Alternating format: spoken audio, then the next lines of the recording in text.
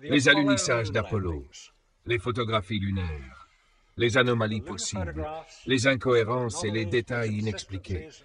Et j'ai appuyé sur le mauvais bouton. Bon, ça ne se reproduira plus. Mais c'est un très bon appareil si on appuie sur le bon bouton. Alors quand Anthony m'a dit de venir nous parler des alunissages, je me suis dit d'accord. Les anomalies inexpliquées, les incohérences. C'est basé sur une conférence que j'ai été invité à donner à la British Interplanetary Society. Je ne sais pas si quelqu'un ici est membre de la British Interplanetary Society, fondée à Liverpool en 1933 et aujourd'hui basée à Londres. Elle comptait parmi ses membres des personnalités très célèbres. Arthur C. Clarke en a été une figure emblématique pendant de nombreuses années. Patrick Moore était une figure emblématique. L'association fête aujourd'hui ses 80 ans. Et comme vous pouvez l'imaginer, elle s'intéresse aux voyages spatiaux. Ils avaient entendu parler de toutes ces anomalies dont nous parlions, et j'ai été invité à y faire une présentation. Et ils m'ont dit de m'en tenir aux photos, car leur invitation a suscité beaucoup d'indignation sur certains sites web.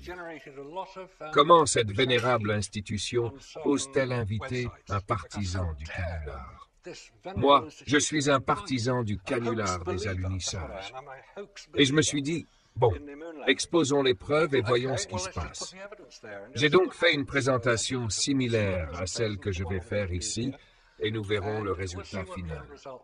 J'étais évidemment un peu nerveux à l'idée de me retrouver devant tous ces experts qui comprendraient si je faisais une erreur et disais des choses incorrectes. Mais devinez quoi? Je n'ai rien dit d'incorrect. Je n'ai pas fait d'erreur.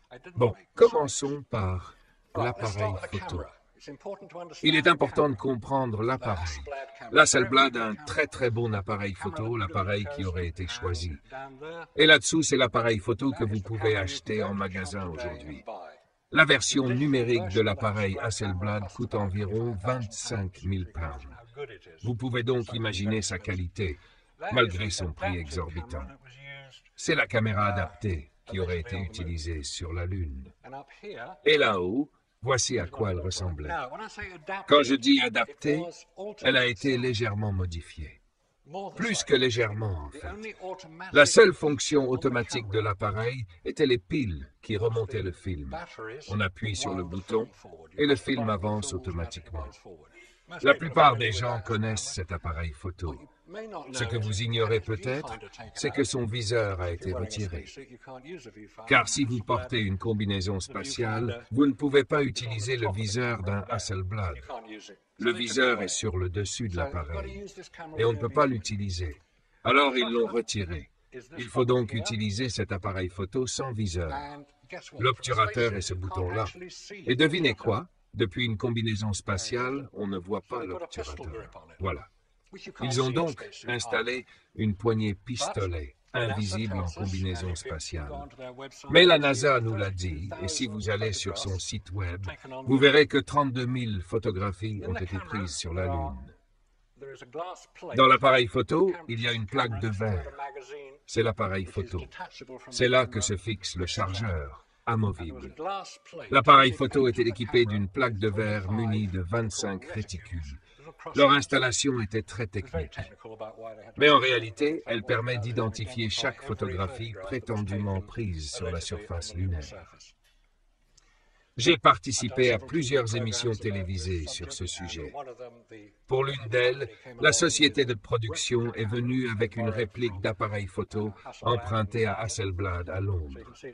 Vous pouvez donc constater que c'est très similaire. J'ai photographié cela il y a une dizaine d'années. Remarquez les piles.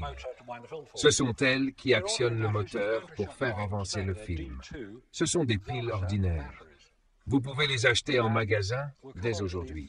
Ce sont des piles Varta D2. Nous aborderons plus tard l'effet de la surface lunaire sur les batteries. C'est la seule image visible ici, du côté de l'appareil photo. La voici. C'est en grand format, ce qui vous indique si vous avez vraiment pris une photo. Car devinez quoi? Dans l'espace, personne ne peut vous entendre crier. Et personne non plus n'entend le clic de l'appareil photo, car il n'y a pas de miroir pour cela. C'est ce qu'on entend, un miroir qui se lève. Il n'y a donc aucun son. On n'a aucun moyen de savoir si une photo a été prise. Et devinez quoi? On ne voit pas ce cadran. Bon, allons sur la Lune. En route vers la Lune, nous avons cette photo emblématique. Il y a beaucoup de photos emblématiques ici.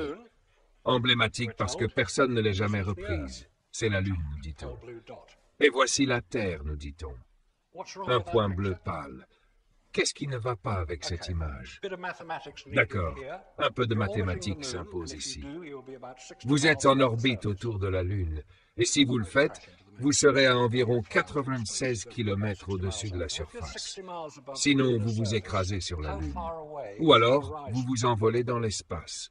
Il faut être à environ 96 km d'altitude. Si vous êtes à 96 km au-dessus de la surface lunaire, à quelle distance se trouve l'horizon? La réponse est 400 km. Un peu de trigonométrie vous donnera la réponse. Alors, si vous êtes à 400 km et qu'on nous dit que la plus haute montagne de la Lune se trouve à environ 5 km au-dessus de la surface lunaire, comment pouvez-vous la voir? C'est beaucoup trop loin. C'est comme si vous étiez ici, à Harrogate, et que vous voyiez la tour Eiffel. À Paris, à environ 400 km. Enfin, peut-être un peu plus. C'est à 400 km de chez moi. Montez ici. Mais à 400 km de distance, vous ne verriez pas l'horizon aussi détaillé. C'était pendant qu'il s'entraînait à faire tout le truc Apollo. Et d'ailleurs, il y a un point à ce sujet. En octobre 1958, les États-Unis ont créé la NASA, National Aeronautics and Space Administration, en réponse directe au lancement de Sputnik par la Russie, ou l'Union soviétique, comme on l'appelait alors, plus tôt cette année-là, début 1957. La NASA a ensuite mis en place le programme Mercury. Il s'agit d'un homme dans une capsule en orbite autour de la Terre. Ils ont développé ce programme pour en faire une capsule biplace, le programme Gemini. Ils sont ensuite passés à Apollo, puis à Skylab, en orbite autour de la Terre, à la navette spatiale et à la Station spatiale internationale. Tous ces programmes ont un point commun, à une exception près, Apollo. Toutes les autres missions, Mercury, Gemini, Skylab, la navette spatiale et la Station spatiale, sont en orbite terrestre basse. Ce n'est pas le cas d'Apollo. Apollo est le seul grand programme spatial remis en question en raison de sa destination présumée. Très bien, continuons et voyons ce qu'ils nous ont dit à ce sujet. Voici Apollo 11. Voici Buzz Aldrin sortant de l'atterrisseur lunaire connu sous le nom d'Eagle, photographié par Neil Armstrong. Et le voilà, sortant à l'envers par son chapeau. Si vous allez au Science Museum de Londres, vous pouvez voir l'atterrisseur lunaire d'Apollo 10.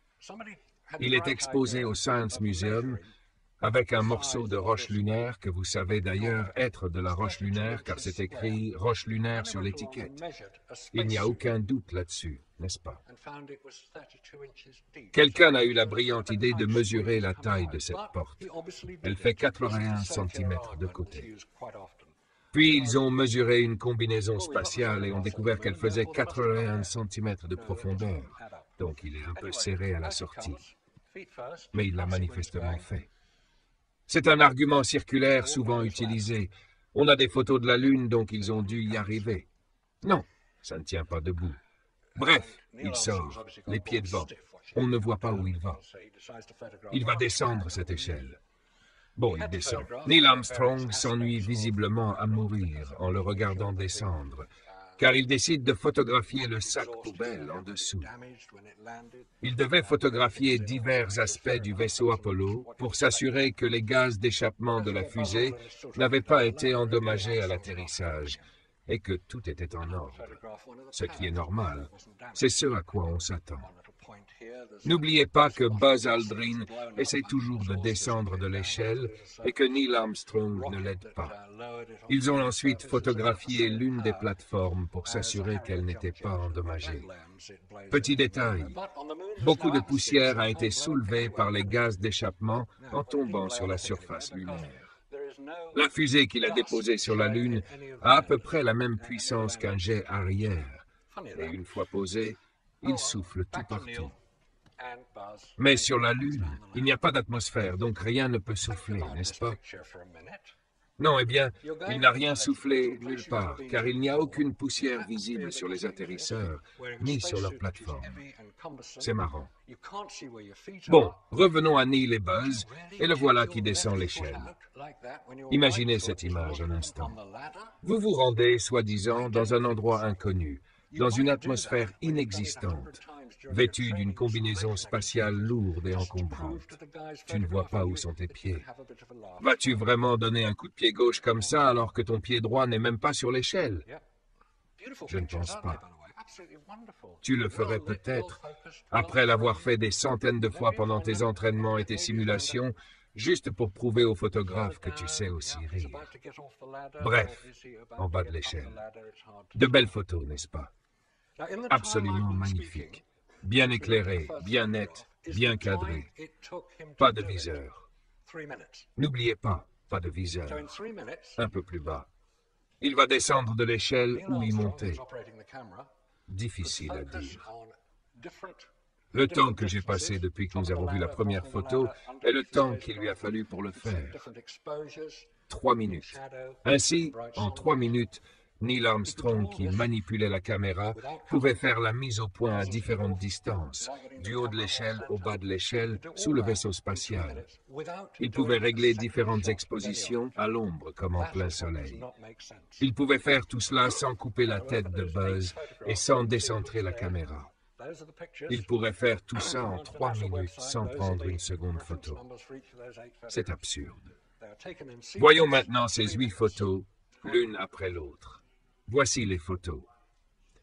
Si vous allez sur le site web de la NASA, vous trouverez les numéros de référence de chacune de ces 8 photographies. Elles ont été prises en séquence en 3 minutes. Elles ont été prises sur du Kodak Ektachrome transparent, inaltérable.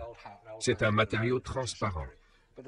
Si vous êtes habitué aux appareils photo numériques, tout cela peut paraître un peu démodé très Xe siècle, mais c'est ce qu'ils utilisaient. Ils ont utilisé un matériau transparent. Une fois développé, c'est fini. Impossible de le modifier. On peut en prendre des empreintes, comme ils l'ont fait, et les modifier, mais elles finiront par apparaître. Pour revenir à la première photo, on a rarement identifié la présence d'un drapeau sur la Lune, ou avant qu'il ne soit visible, reflété dans la fenêtre triangulaire de l'atterrisseur lunaire. Je ne sais pas si c'est réel car le drapeau n'avait pas encore été hissé. Ils étaient tous les deux ensemble pour faire le drapeau. Passons maintenant à ce cher Buzz qui descend l'échelle. Son pied n'est pas sur le barreau. Il y a un reflet lumineux sur le talon. Il sort son pied gauche. La plante de ses pieds est très bien éclairée. D'où vient cette lumière? Ah, je sais. Une étincelle brillante dira. Il se reflète sur la surface lunaire. Vraiment? Ce n'est pas comme ça que fonctionne la lumière. La surface lunaire juste derrière lui est dans l'ombre, comme nous le verrons plus tard. Ça se reflète sur Neil Armstrong. Il porte une combinaison spatiale blanche, pas assez grande. Un tel éclat lumineux est produit par une source lumineuse ponctuelle, c'est-à-dire un flash électronique. C'est simple. C'est ce qu'ils utilisaient lors des exercices d'entraînement, lors du débriefing. C'est ce qu'on fait lors d'un exercice d'entraînement. On filme, on photographie, puis on se retrouve tous assis et on se dit « Oh, vous avez réussi, c'était très bien, vous voulez plus recommencer, vous tombez. » C'est le débriefing. Rien de secret là-dedans. Ok, d'où vient cette lumière? D'où viennent ces reflets? On voit bien la quantité de zones sombres. C'est surexposé, certes, mais pas trop. Le film Kodak Ektachrome que j'utilise professionnellement est un très bon film, mais sa tolérance à l'exposition est très faible. Il faut bien régler l'exposition, sinon on a de sérieux problèmes. Il faut ensuite la photographier à nouveau. Une pratique professionnelle courante est ce qu'on appelle le bracketing. On règle l'exposition qu'on pense être correcte avec son posemètre qui n'était pas présent sur la Lune et on prend une photo légèrement surexposée ou légèrement sous-exposée en espérant obtenir un résultat parfait. Et puis, il faut être doublement sûr de prendre beaucoup beaucoup de photos du même sujet pour être sûr d'avoir la bonne composition et la bonne mise au point, car la pellicule est ce qu'il y a de moins cher sur la Lune. Mais ils n'ont rien fait de tout ça. Il n'y avait pas de bracketing, il n'y avait pas de photos supplémentaires, c'était comme s'ils s'en fichaient. Un petit pas, une empreinte de pas sur la Lune, une photographie emblématique. Comment l'ont-ils prise? Comment ont-ils pris cette photo sur la Lune? L'appareil photo était fixé sur la poitrine. Avec un appareil Hasselblad, la distance de mise au point la plus proche est d'environ 1 mètre. On le retire donc de la poitrine, on le pointe vers son pied, on prend une photo. Non, c'est pas comme ça que ça marche. C'est magnifiquement exposé. C'est en plein centre. Vous voyez exactement ce que vous attendez. Cette photo a été prise ici sur Terre dans des conditions de studio contrôlées. Et si quelqu'un peut me prouver le contraire, j'aimerais bien l'entendre.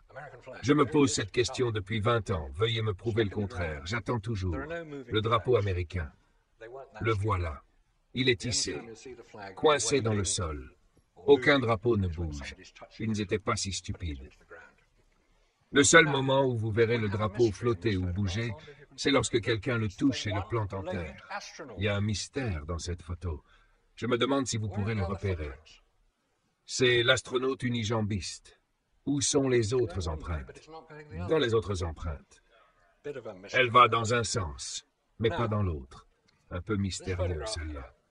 Cette photo montre les 2 astronautes sur la surface lunaire en même temps. C'est correct. Nous allons passer à une autre photo montrant 2 astronautes sur la surface lunaire, ce qui n'est pas correct. Cette image a été prise par la caméra d'acquisition de données installée dans le vaisseau spatial, filmée à une image par seconde pendant tout leur séjour sur la Lune. Ils hissent le drapeau. D'accord, ils hissent le drapeau, mais où est la source de lumière? Ce sont 2 astronautes de la même taille, environ 1,80 m. Pourquoi l'une de leurs ombres est-elle presque 50% plus longue que l'autre si la source lumineuse est le Soleil, qui est très éloigné? Je ne dis pas qu'il existe une source lumineuse plus proche, c'est juste que je ne connais pas la réponse. Quelqu'un aurait-il une idée? J'aimerais bien la connaître, car le Soleil devrait projeter la même ombre sur 2 personnes. Mais ce n'est pas le cas. Les angles sont différents. De plus, les angles ici sont de 25 degrés et 35 degrés. On nous dit qu'au moment de l'atterrissage d'Apollo 11, le Soleil était à environ 13 degrés au-dessus de l'horizon. C'est normal. Cela donne une bonne définition des ombres, mais pas sur cette photo. Il y a donc des incohérences entre la version officielle et ce que nous voyons. Ok, voici Buzz Aldrin et le capteur solaire éolien. C'est juste une bande de papier aluminium. Et comment se fait-il qu'il soit si joliment éclairé à l'arrière et qu'il y ait une ombre sur le mât? Buzz Aldrin n'est pas assez près pour le faire. Et que signifient tous ces objets? C'est probablement un reflet d'objectif. C'est la forme d'un obturateur Hasselblad. Qu'est-ce que c'est? Et pourquoi cette zone est-elle presque illuminée? Peut-être l'est-elle. Mais il n'y a aucune explication. À quelle distance diriez-vous que se trouve l'horizon sur la Lune? Nous sommes dans une partie plate de la Lune, la mer de la Tranquillité où ils auraient atterri. À quelle distance se trouve l'horizon lunaire? La réponse est environ 3 km, un peu moins de 3 km. Faites la trigonométrie. C'est un corps circulaire. Vous vous tenez à 1,50 m au-dessus de la surface, 5 ou 6 pieds. À quelle distance? Ça a l'air d'être à 3 km. Et il y a une forte baisse de luminosité. On n'entrera pas trop dans les détails sur cette baisse, mais nous allons nous pencher sur cette photo emblématique. C'est la seule qui ait jamais été prise, magnifiquement encadrée. Il a failli se faire couper la tête, mais pas tout à fait. À quelle distance se trouve l'horizon? Est-il vraiment à 3 km? Il se tient dans une flaque de lumière. C'est ce qu'il semble être. L'ombre est bien celle qu'on imagine. Mais comment peut-on voir chaque détail de sa combinaison spatiale qui est plongée dans l'ombre? Sur la Lune, la lumière est très vive ou très sombre. Les ombres deviennent très sombres. On voit le haut de son casque. Tout est rempli. Expression technique, remplie. Vous remplissez la lumière. Car l'œil humain perçoit beaucoup plus de contraste qu'un appareil photo, et non un appareil photo numérique. La photographie est alors complètement différente de celle d'un appareil photo argentique. Un film a besoin de plus. C'est pourquoi les appareils photo argentiques sont équipés de flash pour apporter de la lumière supplémentaire. Ceci, les États-Unis ne portent pas d'appareil photo d'ailleurs.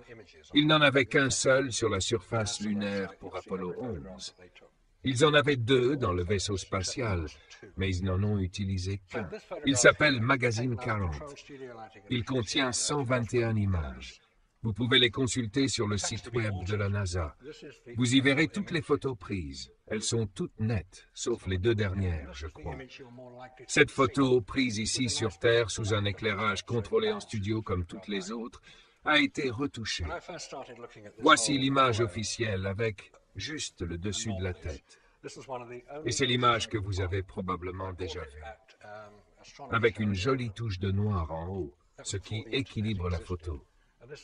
Quand j'ai commencé à m'intéresser à toutes ces anomalies d'Apollo, c'était l'une des seules images que j'ai pu trouver. Je l'ai achetée à un salon d'astronomie à Londres.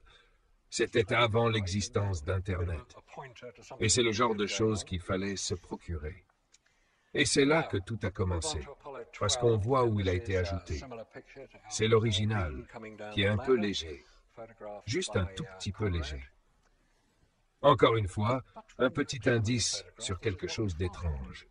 Passons maintenant à Apollo 12. Voici une image similaire d'Albin descendant l'échelle, photographiée par Conrad. Mais quand on examine la photographie, voici ce qu'on découvre. Elle a été manipulée, modifiée. Ça a été modifié. Pas très bien. Peut-être pensait-il que personne ne prendrait la peine de faire une comparaison à fort contraste. Mais pourquoi? Qu'est-ce que c'est que tout ça? On dirait que quelqu'un a essayé de tout occulter. D'accord. Toujours sur Apollo 12. Nous avons une autre séquence de 8 photographies, encore une fois prises en séquence. Photographier le génome. C'est le petit objet qu'ils ont posé par terre et qui donnait une indication sur le rendu des couleurs. Et ils en prennent un autre, là. Oh, regardez. Astronaute, prends-le en photo. Oh, je m'ennuie. Prenez une autre photo du génome. De retour. Oh, le revoilà. Sur toutes ces photos, il fallait modifier la mise au point, l'exposition et obtenir la bonne composition.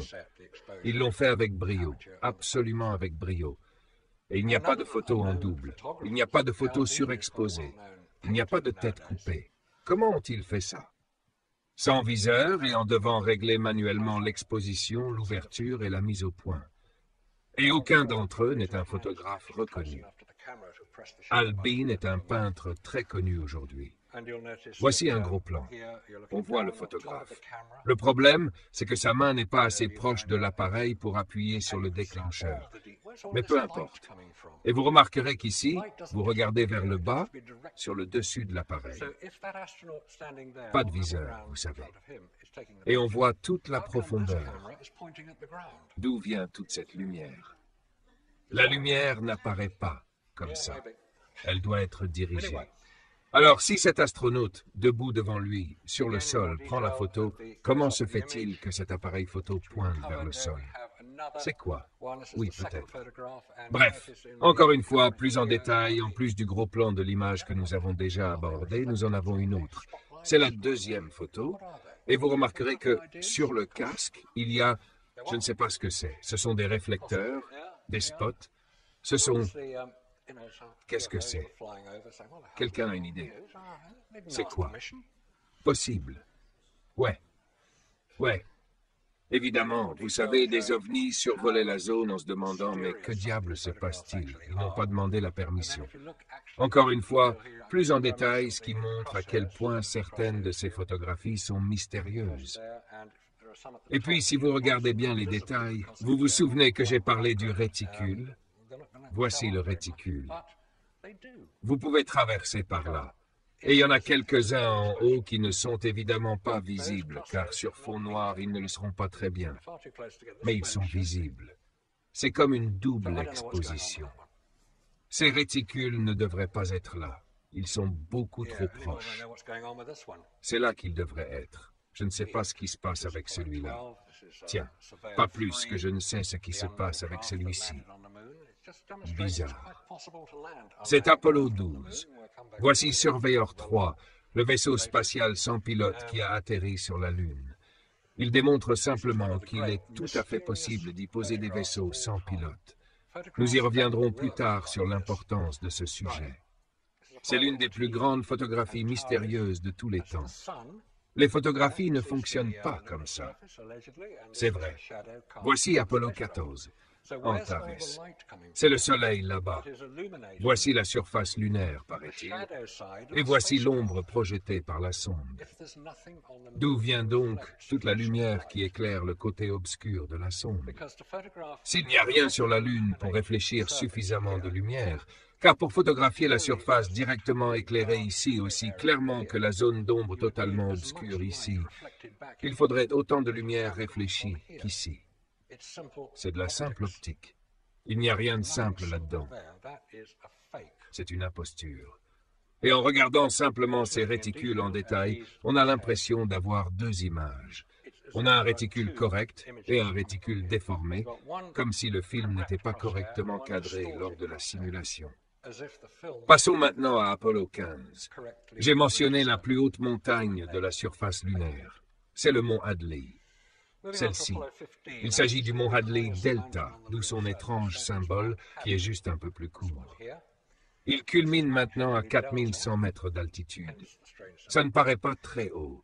C'est au-dessus de la surface lunaire, et je ne sais pas à quel point cela a été mesuré, mais disons que cela a été mesuré au-dessus.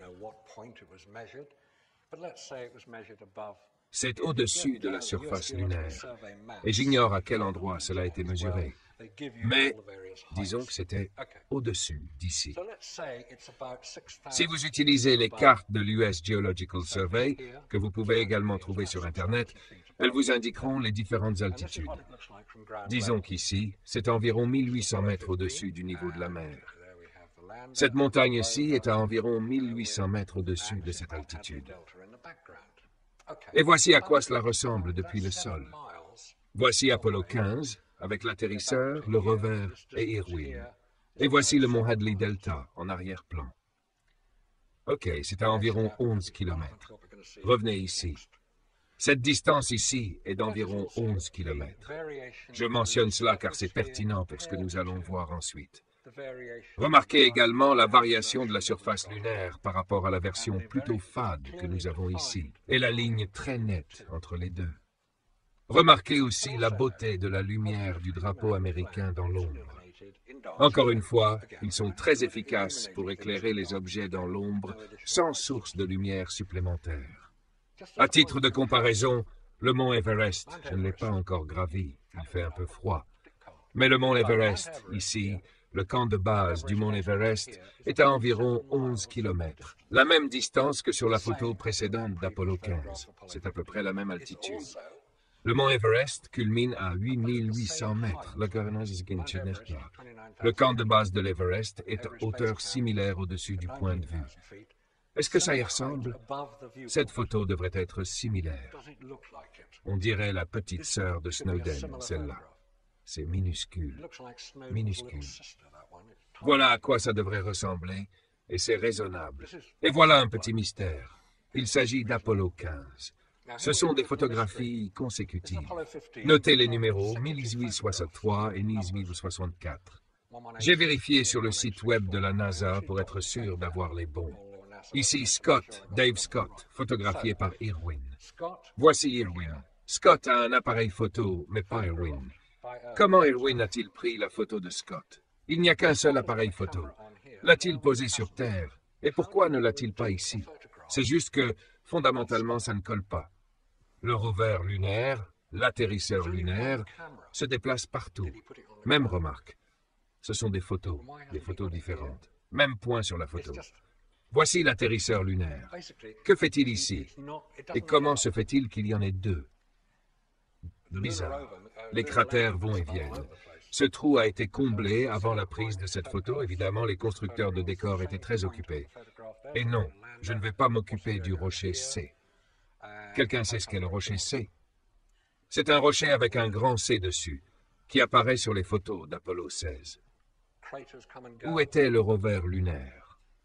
Le rover lunaire, ici, des petits camions de la taille d'une Ford Escort, peut-être un peu plus petits, fabriqués par Boeing, mais qui ne pouvaient pas voler. Ils pouvaient se déplacer. Ils coûtaient environ 5 millions de livres chacun, et ils l'ont conduit une journée et l'ont laissé là. Eh bien, où était-il rangé sur l'atterrisseur? Voici l'atterrisseur lunaire. Voici une photo prise lors de l'assemblage. Voici l'échelle que les astronautes vont descendre. Voilà l'échelle. C'est la trappe. Voilà l'échelle en bas. C'est le côté bâbord, comme on l'appelle, car c'est là qu'on regarde, comme ils le font. Ils regardent par les fenêtres là-haut. Le bâbord est sur votre gauche. Tribord est à votre droite. Il semble donc être chargé à gauche, à bâbord. Alors pourquoi est-il vide? Et pourquoi est-il là? C'est un peu un mystère. Il se pourrait bien qu'il ne l'ait pas déchargé. Alors qu'est-ce que ça peut bien faire? Je l'ignore. Encore une fois, c'est une contradiction avec la version officielle. Bien, en voici une pour les astronomes présents. J'aimerais une réponse, s'il vous plaît. Voici le site d'atterrissage d'Apollo 17. Sur la photo, on voit le module de commande qui vient d'être séparé de l'atterrisseur lunaire, qui s'apprête à atterrir. Il fera 2 orbites autour de la Lune et atterrira à peu près à cet endroit. Ok, voici l'horizon, là, très loin. Il est à environ 86 km au-dessus de la surface lunaire. Alors, où est le terminateur? Le terminateur, pas Arnie. Le terminateur est le point où la lumière du Soleil et l'obscurité se rencontrent sur tout corps circulaire. Voici Apollo 11 photographié et ce n'est pas une ombre, c'est juste l'un des propulseurs. C'est un terminateur. C'est l'image que vous vous attendez à voir. Où est donc le terminateur ici?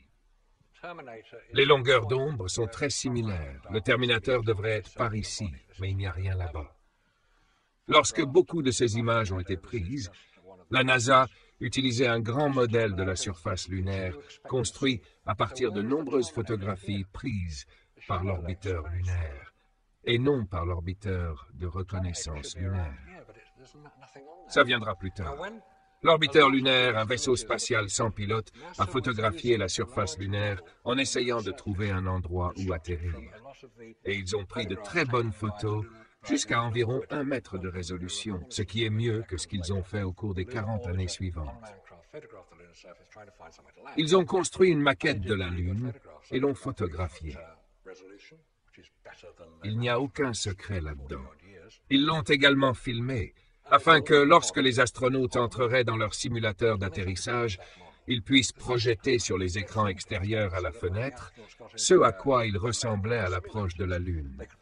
C'est ce que fait n'importe quel simulateur. On peut simuler l'atterrissage d'un avion à Heathrow, et cela ressemble à Heathrow, mais avec tous les écrans autour du pilote.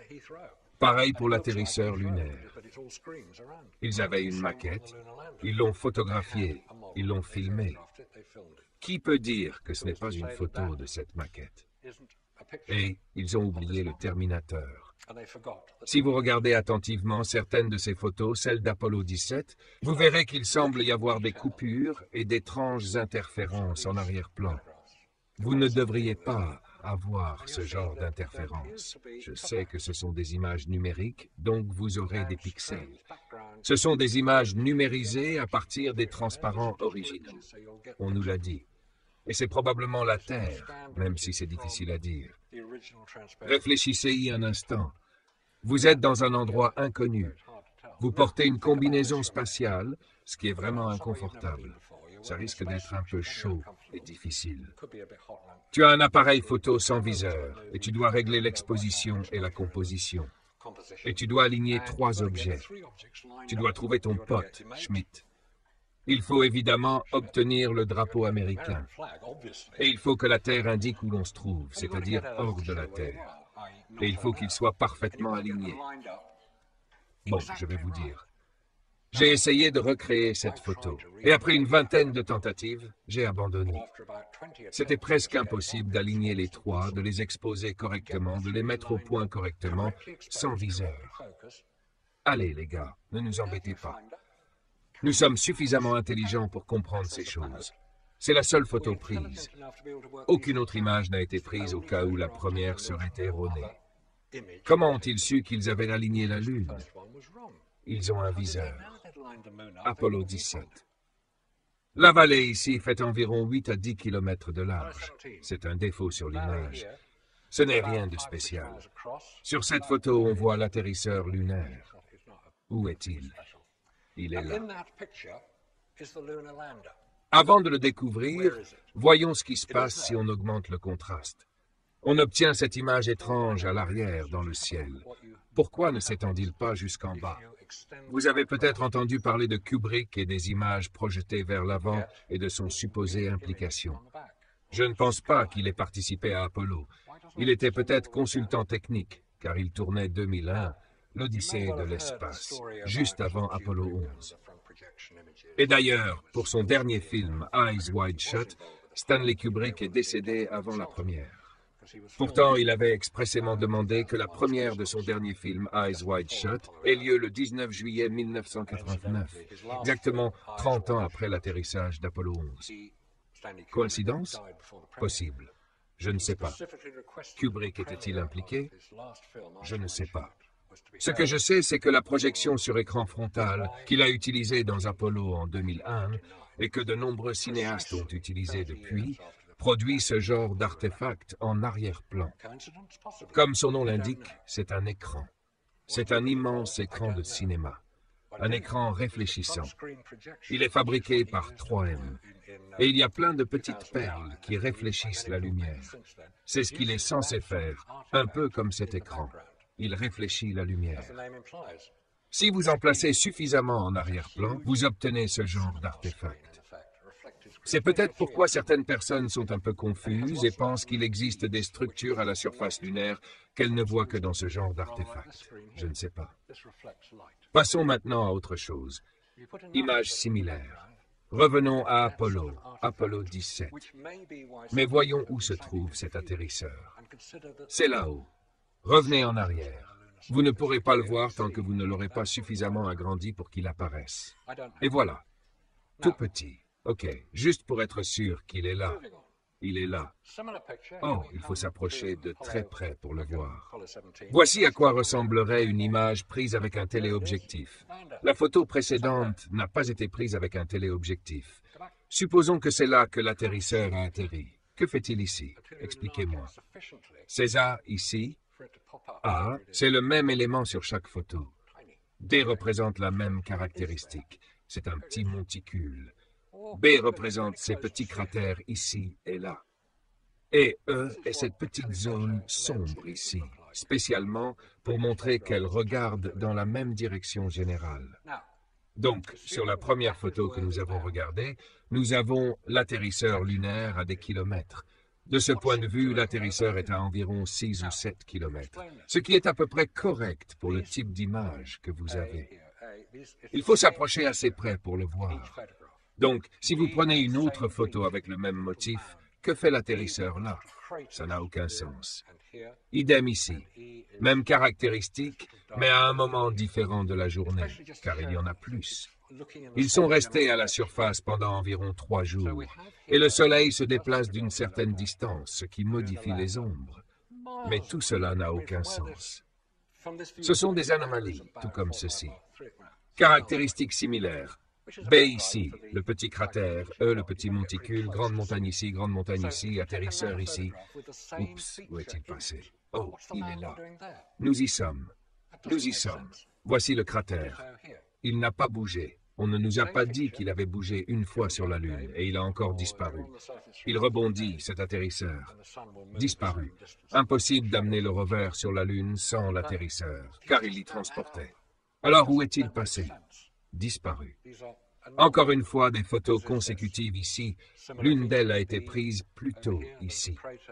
Et les empreintes sont ici, mais pas ici, ce qui est étrange. Et puis il y a ce génome qui observe l'image couleur. Comment l'ont-ils placé là?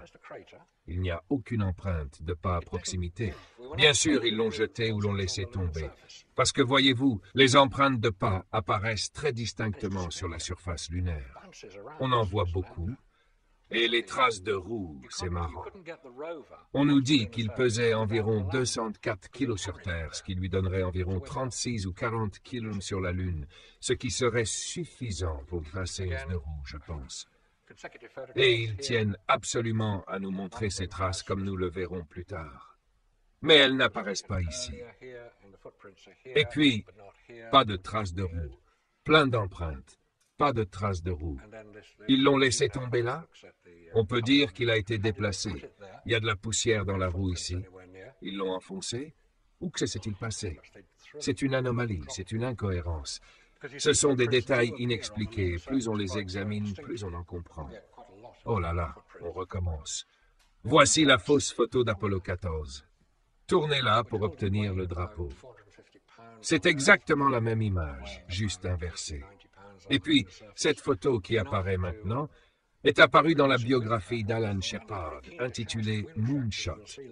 Alan Shepard est surtout connu pour avoir remporté un club de golf sur la surface lunaire et frappé une balle avec. Et devinez quoi? On peut voir la balle.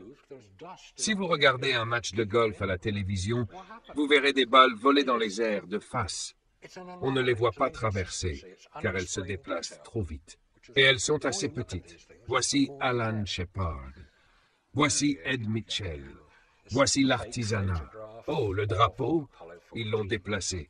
Si vous vous souvenez, il était juste à côté de l'atterrisseur. Il y a un damier ici. La question que je posais au départ était qui a pris cette photo? Parce qu'il n'y a jamais eu que 2 astronautes à la fois sur la surface lunaire. Nous en avons vu un sur Apollo 11, et la photo a été prise avec un appareil photo. C'est une photo Hasselblad. Il y a des réticules, pas très clairs, mais ils sont là. Il y a des réticules. Il s'agit d'un composite de 5 images distinctes. Il figurait dans le livre d'Alan Shepard et il n'était pas décrit comme tel. Cette photographie agrandie à peu près à cette taille était exposée au Centre spatial Kennedy jusqu'à ce que nous en fassions part à la NASA. Ils ont dit, bon, on sait que c'est un portrait robot, car 2 astronautes n'ont jamais été photographiés ensemble. Alors, pourquoi montrer un portrait robot? Pourquoi montrer une fausse photo? Ils l'ont retiré alors. Mais ils n'ont pas voulu admettre que c'était un faux. Ils ont bien dit qu'ils avaient une image ici, une autre ici, le vaisseau spatial une 3e image, le drapeau une image distincte, et tout cela était peint. Pardon? J'en viens à cela. Voici l'image vidéo. Remarquez que le drapeau est différent, mais sa composition est similaire. C'est de là qu'ils ont tiré l'idée, évidemment. Mais ils n'ont pas réussi. Soit ils sont trop arrogants pour croire que quiconque les remarquera, soit ils sont trop au-dessus de tout pour envisager que leurs actions puissent être remises en question.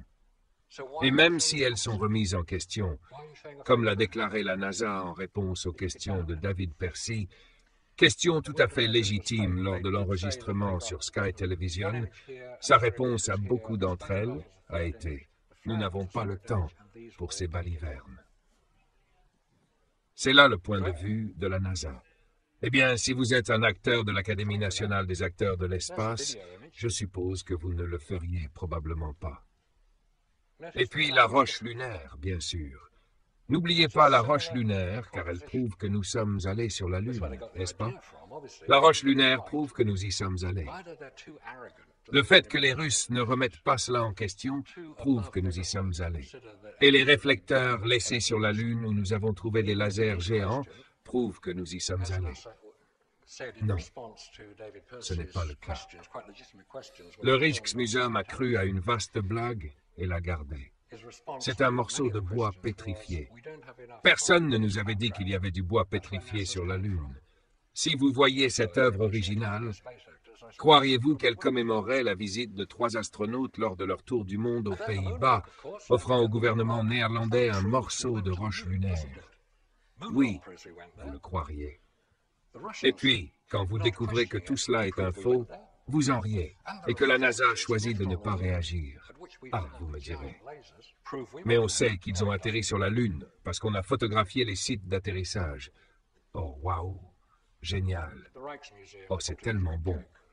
Mon Dieu, que je suis contente. Je peux tout oublier maintenant. Rentrer chez moi, me taire et faire quelque chose de plus intéressant. Non, ils n'arrêtent toujours pas de faire semblant. C'est Apollo 12.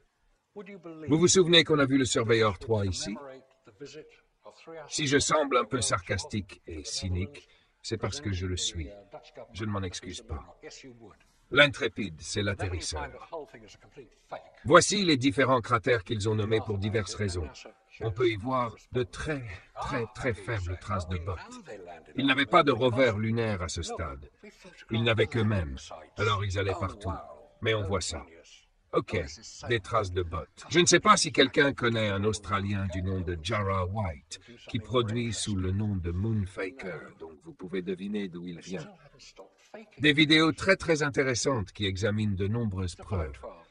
Il a pris le relais de Ralph Wren et Bill Kaysing et s'efforce de prouver que la NASA nous a souvent menti.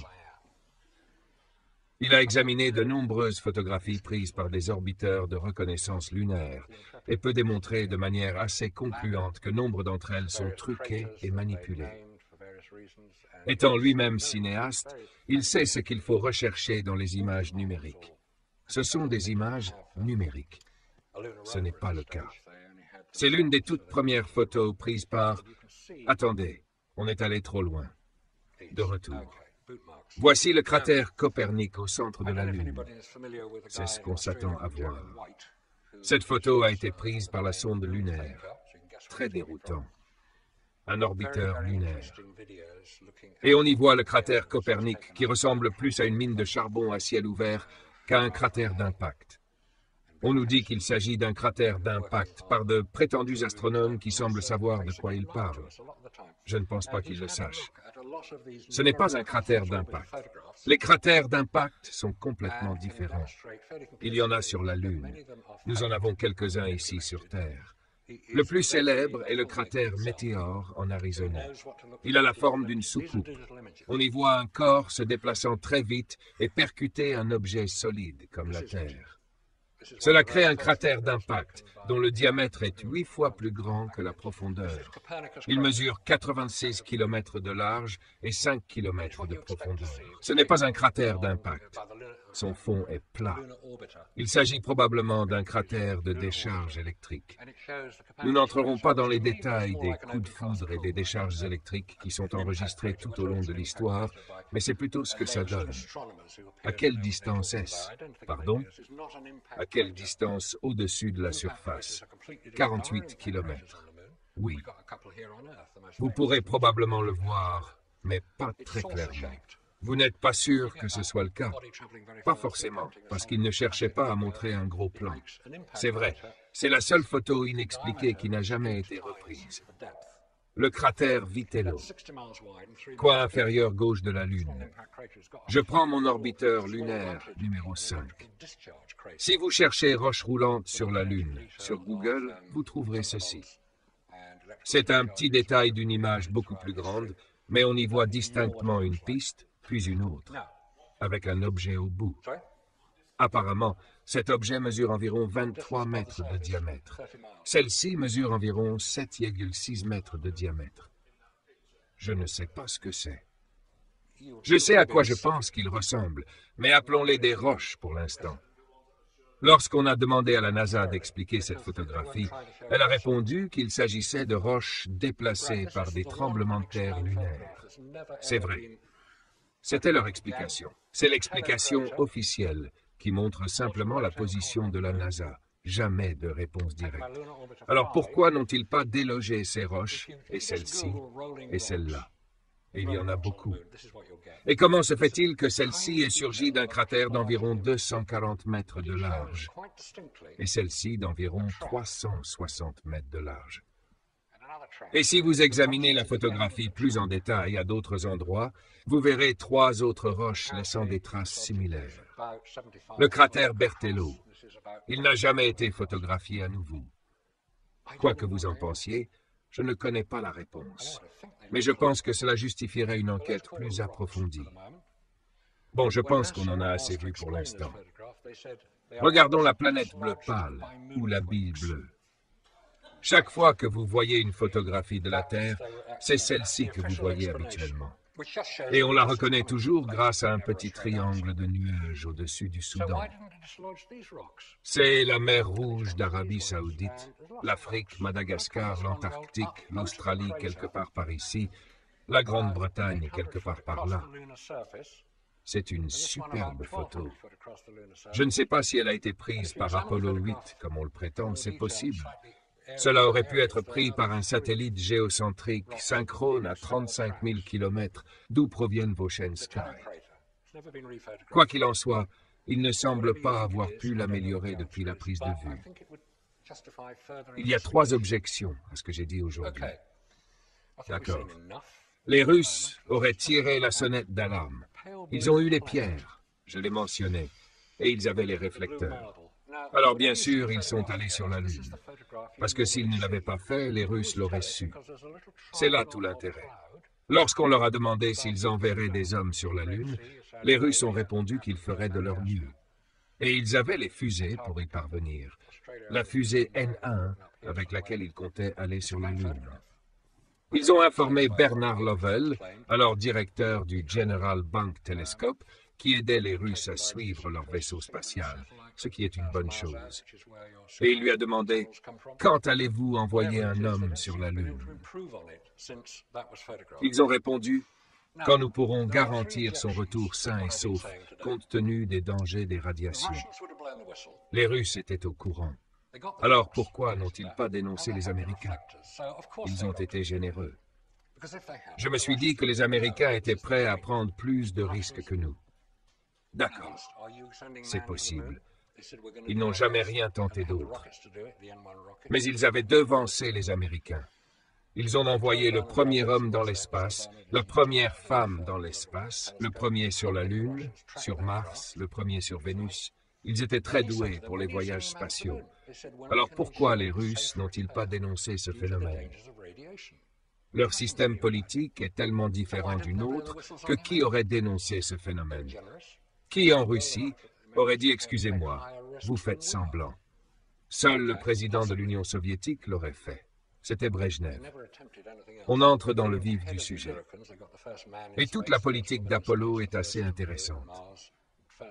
Nous n'entrerons pas dans les détails, si ce n'est que les Russes étaient approvisionnés en blé par les États-Unis. Des millions de tonnes de blé. Il y avait eu une sécheresse. Il y avait eu une mauvaise récolte en Russie. Les Américains sont généreux. Ils ont fourni les ressources nécessaires. La Russie aurait-elle tiré la sonnette d'alarme et coupé son approvisionnement en blé? Je l'ignore. Alors, pourquoi les scientifiques ne l'ont-ils pas fait? Pourquoi aucun scientifique britannique ne s'est-il manifesté? Pourquoi est-ce que je dois signaler ces choses? Pourquoi les physiciens ne l'ont-ils pas fait? Pourquoi les scientifiques, les biologistes, les astronomes, les astrobiologistes, tous ces zoologistes ne l'ont-ils pas fait? Pourquoi ne se sont-ils pas manifestés et n'ont-ils pas dit « Écoutez, je pense qu'il y a quelque chose qui cloche, parce qu'ils ont probablement perdu leur emploi. Je n'ai pas de travail à perdre. Je suis travailleur indépendant. Peu importe. » Récemment, depuis l'ouverture de l'Union soviétique, de nombreux scientifiques soviétiques ont pu examiner les données d'Apollo. Des articles très intéressants sont actuellement publiés en Russie. L'un d'eux affirme que la fusée Saturn-9, telle que décrite, n'était pas assez puissante pour emporter la charge utile qu'elle aurait soulevée jusqu'à la surface lunaire, soit 46 tonnes. Il n'était pas assez puissant pour le faire. Il aurait pu soulever 28 tonnes. La vitesse de déplacement au décollage permet de déterminer cette capacité. Vous pouvez tout lire à ce sujet. Je vous donnerai le site web à la fin. Il y a eu plusieurs rapports faisant état d'une fausse rentrée dans l'atmosphère du vaisseau Apollo 15, soi-disant largué d'un gros avion et qui aurait été aperçu au-dessus du Pacifique. Le module de commande, celui dans lequel ils ont atterri avec les parachutes, Le module de commande semble être trop léger. On peut savoir combien pèse un objet lorsqu'on le met dans l'eau et qu'on connaît ses dimensions. On peut calculer combien d'eau il déplace, ce qui donne son poids. Et il semble avoir été trop léger pour avoir fait tout ce qu'on nous a dit qu'il avait fait. Les photographies d'Apollo 15 ont été examinées par des cinéastes et scientifiques russes qui ont déterminé que la parallaxe d'une photo, celle qu'on a montrée tout à l'heure, révélait que la prise de vue avait été faite à faible distance. La parallaxe étant fausse. La photo ne montrait pas une montagne à plusieurs kilomètres, mais à seulement quelques centaines de mètres. L'émission Mythbusters, qui affirmait prouver de manière concluante que les partisans du canular étaient des fous furieux, et qu'il fallait les faire taire, puisque évidemment ils ont atterri, évidemment tout était vrai, a été analysée par des scientifiques russes. Les cinéastes russes ont essayé de reproduire l'expérience pour vérifier les affirmations de l'émission. Et la seule façon d'obtenir le même résultat, c'était de tricher, en ajoutant des sources lumineuses supplémentaires pour donner l'effet voulu. Les Russes ont été honnêtes. Ils ont dit, voilà ce qu'on a fait, voilà ce qu'on a tenté, voilà le résultat. Vous pouvez le voir sur YouTube. Les Russes commencent à examiner Apollo et ils disent, nous trouvons des problèmes là-dedans. D'autres objections. Comment fait-on taire 400 000 personnes? 400 000 personnes ont travaillé sur Apollo dans les années 60. C'est simple, comme pour le projet Manhattan ou le débarquement du D-Day. Vous en faites une question de sécurité nationale et les gens suivent. Je ne dis pas que les 400 000 étaient au courant, non. Peut-être 30 ou 40 tout au plus. Concernant les radiations, l'espace est dangereux pour l'homme. Trop de radiation et on grille, on produit des mutations bizarres. Ce n'est pas une bonne chose. Mais les astronautes étaient protégés. Donc je me suis dit, parfait. J'ai écrit à la NASA pour savoir si leur combinaison pouvait servir à intervenir à Tchernobyl ou à 3 Mile Island pour nettoyer les radiations. J'ai même écrit au fabricant Hamilton Standard, une filiale du groupe international Latex qui fabrique des soutiens-gorge. Donc ils savaient faire des tenues moulantes. Ils m'ont dit d'écrire à la NASA, j'attends toujours. Température. Sur la Lune, 1150 degrés, soit 2 fois plus froid que le pire endroit sur Terre. Sibérie Antarctique, 1080 degrés. Puis plus 120 degrés au Soleil, au-dessus du point d'ébullition de l'eau. Comment les batteries survivaient-elles à ces écarts? Elles n'étaient pas spéciales, juste standards. Et les batteries cessent de fonctionner quand il fait trop froid. Le vide spatial. Il faut amener sa propre atmosphère, pressuriser le scaphandre. Sinon, le sang bout. À 5 PC, bouger ses mains devient presque impossible. Alors pourquoi personne n'a dénoncé tout ça? Beaucoup l'ont fait. On vend un livre appelé Dark Moon de David Percy, qui a étudié le dossier Apollo pendant 8 ans. Son beau-père travaillait pour la NASA et disait « Regarde juste les documents Apollo ». Sa conclusion, monsieur. Le dossier Apollo est gravement défectueux. Si vous êtes d'accord, tant mieux. Sinon, venez expliquer pourquoi. Site recommandé, ourlist.com et nasa.gov. Merci beaucoup pour votre attention.